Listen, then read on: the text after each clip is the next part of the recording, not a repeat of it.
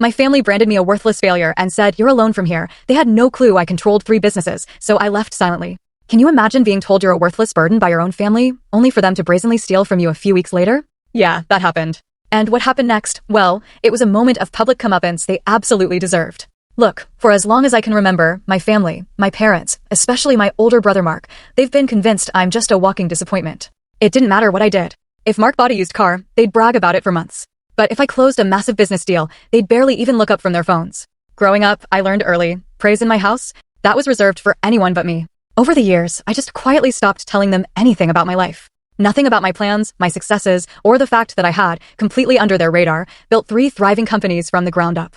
To them, I was still the broke kid who could never do anything right. The conversation that truly lit the fuse happened one rainy Saturday afternoon in my parents' living room. My mom had called, saying she wanted to discuss something important. When I walked in, my parents were side by side on the couch, arms crossed, faces cold. And there was Mark, leaning in the doorway with that smug half-smile he always wore when he thought I was about to be humiliated. My dad's voice was sharp, final. "Ryan, you're on your own now. We can't keep helping you. You're a grown man. It's time you stopped being a burden." I just blinked.